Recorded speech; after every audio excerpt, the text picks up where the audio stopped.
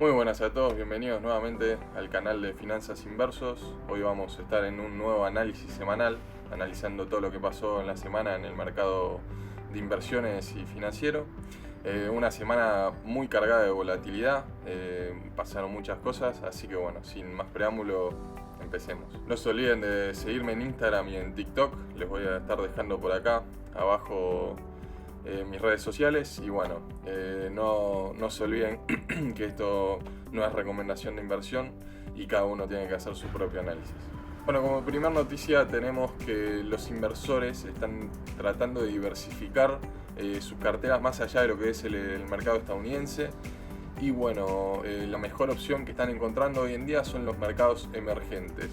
La semana pasada Brasil fue el mercado con mejor desempeño del mundo, con un aumento superior al 10% en dólares. Otros países latinoamericanos, como lo son Colombia, Chile y México, también tuvieron un gran desempeño la semana pasada. Goldman Sachs advierte que el apetito por el riesgo dentro del mundo de las inversiones está en el nivel más alto desde lo que fue el 2021, pero que tampoco esto es un síntoma como para volverse bajista. También advierte que los inversores hoy en día tienen más apetito por el riesgo y están pasándose de lo que son las empresas de capitalización de mercado grandes a lo que serían las empresas de capitalización de mercado chicas.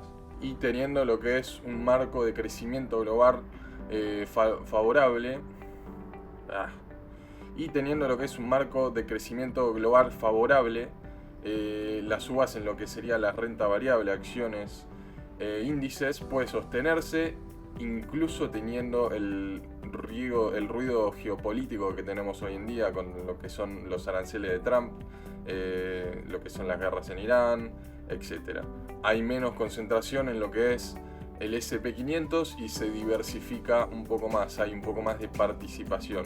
Entonces el rally se vuelve un poco más saludable. Después, por otro lado, tuvimos lo que fue la reunión, una nueva reunión de la Reserva Federal, en la cual mantuvieron la tasa tal como se preveía, la mantuvieron en 3,5 y 3,75. Hubo dos votaciones a favor de recorte de tasas, un 0,25% de recorte y un 10 votos a favor a lo que sería mantener las tasas. Powell fue clarísimo con eso y dijo que hay que esperar a los datos de inflación, de desempleo, como para ver cómo evalúa las próximas reuniones. Y bueno, descartó o prácticamente descartó un recorte dentro de lo que es el primer semestre del año, pero deja la puerta abierta a lo que sería el segundo semestre del año si la inflación por los aranceles que había impuesto Trump se revierten o el empleo se enfría. Después, por otro lado, esta semana tuvimos una gran caída en lo que es el DXY, que sería la fuerza que mide el dólar. Generalmente cuando tuvimos una gran caída, volviendo a niveles de lo que sería el 2022-2021, principios de 2022. Generalmente cuando el DXY baja es cuando se aumenta el apetito al riesgo, y cuando el DXY sube es porque la renta variable suele no verse tan favorecida en esto. A raíz de esto, Trump salió a hablar y dijo que se sentía cómodo con la situación actual del dólar. Además de esto, tuvimos varios balances de empresas importantes de lo que son las 7 magníficas. Ahora, cuando pasemos a los gráficos, vamos a estar viendo cómo le fue. Y la semana que viene también tenemos balances bastante relevantes en lo que son Amazon, Google, por ejemplo, Palantir, AMD, etc. Esto también probablemente nos traiga bastante volatilidad dentro de lo que es el mercado. Otra noticia relevante que tuvimos esta semana fue el anuncio del nuevo presidente de la Reserva Federal, el cual fue Kevin Warsh, el elegido. Va a estar en reemplazo de Jerome Powell, el cual termina su cargo en mayo de este año. Así que bueno, veremos qué se va a hacer, si se van a seguir recortando las tasas. Recordemos que Trump viene diciéndole a Jerome Powell, viene reiterándole en varias ocasiones que quiere recortar la tasa y las quiere dejar aproximadamente en un 1%. Hoy en día están en un 3,5, 3,75%. Así que veremos si se alinea con las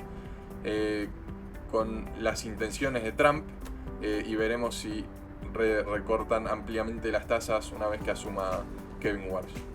Bueno, pasando a lo que es el FedWatch Tool, las probabilidades de recorte de tasa para la próxima reunión, que es recién el 18 de marzo, están en un 13,4%. Así que lo más probable, como habíamos reiterado antes, es que se mantengan las tasas hasta por lo menos lo que sería la reunión del 29 de julio, que se prevé el primer recorte de tasa. Acá podemos verlo mejor. El primer recorte de tasa se prevé para el 17 de junio y después el segundo recorte de tasas se vendría a ser para el 28 de octubre. Pero como dijo Powell, esto va a ir fluctuando mucho a medida que pase el tiempo y que pasen los datos de lo que es la inflación y el empleo de Estados Unidos. Como datos importantes, esta semana tuvimos lo que es las peticiones por subsidio de desempleo de los Estados Unidos, que dieron un poco más altas de lo esperado, tampoco tanto.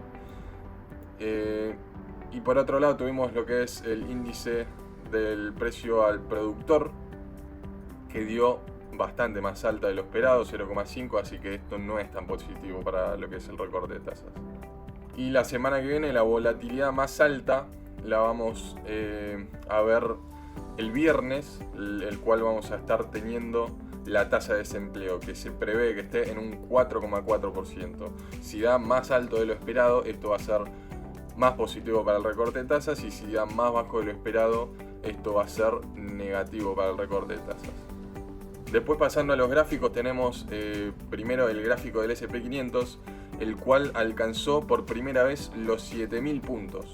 Y por ahora pareciera que no quiere retroceder, así que veremos la próxima semana, que vamos a tener varias noticias que van a brindarnos volatilidad, a ver si decide para el alza, para seguir rompiendo máximos, o si tenemos una corrección.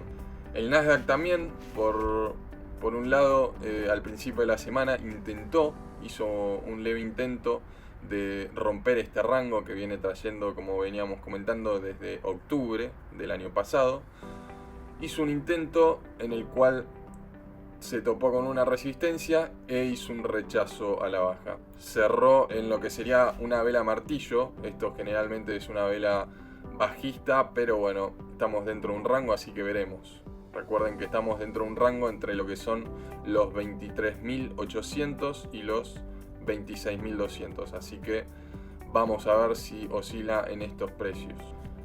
El Dow Jones haciendo un leve retroceso, pareciera querer tener por lo menos una corrección, así que veremos qué pasa la próxima semana. El que se llevó todas las miradas esta semana, como viene haciendo últimamente generalmente, es los metales preciosos, que tuvieron una semana de altísima volatilidad, muy poco común en lo que son este tipo de activos. El oro subiendo a principio de semana lo que sería un 15%, y después el día viernes bajando aproximadamente un 16%. Nunca antes visto esto en el oro. Creo que no se repetía esta caída de caer un 16% en un día. A ver, vamos a comprobarlo. Sí, llegó a caer un 14% en un día. No se repetía desde el 1983. Así que nada, hay que tener cuidado, como venimos diciendo las últimas semanas, con estos activos, porque están en máximos históricos. Mucha gente entra fomeada, entra sin analizar el precio, sin hacer un mínimo análisis. Y bueno, pasa esto, que hay mucha manipulación dentro de lo que es este mercado, y pasan estas cosas, que te puede caer un 16% en un día y bastante gente pierde plata. Pero bueno, como seguimos reiterando, el oro tiene una tendencia alcista clarísima, así que veremos qué sigue haciendo. Como inversión a largo plazo, yo tendría mucho cuidado. Si lo veo de acá a largo plazo, sinceramente yo tendría mucho cuidado con el oro porque ya está en precios vertiginosos. Después, por otro lado, tuvimos lo que es la plata, que en un día llegó a caer un 38%. Es terrible esto. Un activo de 5 trillones de capitalización de mercado que caiga un 38%, esto demuestra que está claramente manipulado. Así que bueno, veremos cómo sigue esto. Después tuvimos empresas como Microsoft que sacaron su balance, el cual dio positivo, pero así todo, Microsoft tuvo un retroceso. Esto demuestra lo exigente que están dentro del mercado, porque claramente está todo al alza y por más que saquen balances positivos, dicen esto no es suficiente. Así que Microsoft teniendo una caída hasta hoy en día de un 23%. Una gran caída porque es una empresa que mueve mucho dinero. Después, por otro lado, Tesla también sacó sus balances, lo cual también dieron positivo, pero se mantuvo igual sin mucha volatilidad. Tesla teniendo un retroceso de un 16%, que no es tanto, porque es una empresa que tiene mayor volatilidad a las otras empresas de capitalización de mercado igual a esta empresa. La que sí dio muy bien en los balances y tuvo una muy buena recuperación fue la empresa Meta, la cual habíamos hablado en las semanas anteriores, subiendo un 23%, subió bastante esta empresa, así que veremos si sigue al alza. Otra que dio positivo, otra de las grandes que dio positivo y recuperó al alza es Apple, en la semana subiendo un 6%, así que veremos si sigue subiendo y logra atacar nuevamente estos máximos históricos logrados en diciembre del año pasado. Pasando a lo que es el mercado cripto, tenemos a Bitcoin perdiendo un nivel importante. Teníamos el rango que había formado entre los 83.000, 84.000 y lo que son los 95.000 aproximadamente. Y se había formado una especie de banderín bajista que habíamos mencionado la semana pasada también, el cual terminó rompiendo a la baja.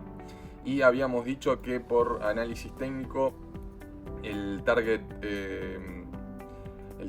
iba a estar más o menos entre lo que son los 72.000 y los 76.000. Así que veremos si llega ahí.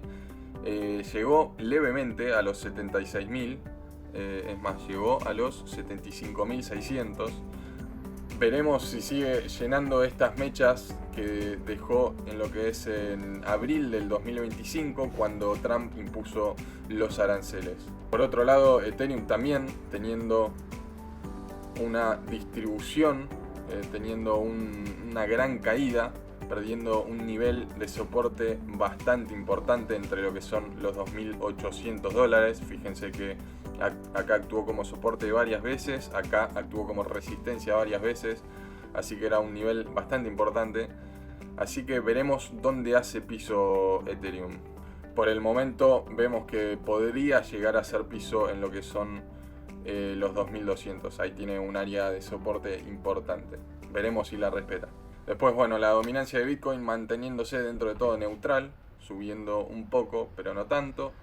Está cayendo todo el mercado cripto, así que cae Bitcoin, caen las altcoins, pero al mismo nivel, al mismo ritmo. Después tenemos lo que es la dominancia de lo que sería el USDT, el cual cuando este gráfico se dispara es porque el Bitcoin y las criptomonedas están cayendo abruptamente, y cuando este gráfico cae es porque la renta variable, o sea las criptomonedas están funcionando mejor, están subiendo. Así que podríamos hacer techo en el 8,2%, 8,3% aproximadamente, hasta los 8,7% más o menos. Pero bueno, hasta ahí podríamos ver un poco más de caídas por el momento. Así que veremos qué pasa en estas semanas. Yo dentro de lo que es Bitcoin esperaría una especie de rebote. Veremos si, como habíamos mencionado, si rellena esta mecha que había dejado antes. Pero bueno, después de eso esperaría una especie de rebote. No tan alto. yo creo que va a ser para seguir cayendo. Estamos, por lo que vemos, estamos en un, no sé si claro bear market, pero bueno, es una gran posibilidad de que estemos en un bear market. Así que veremos qué pasa en las próximas semanas. Bueno, hasta acá el análisis semanal de la semana. Espero que les haya gustado. Si les gustó, dejen un like y suscríbanse. No se olviden de seguirme en las redes sociales que voy a estar dejando acá abajo. Así que bueno, nos veremos nuevamente el miércoles con un nuevo video. Voy a estar subiendo un video acerca de qué inversiones podemos tener en este 2016, cuáles son las opciones. Así que nada, nos veremos el miércoles. Muchas gracias por el video. Nos vemos.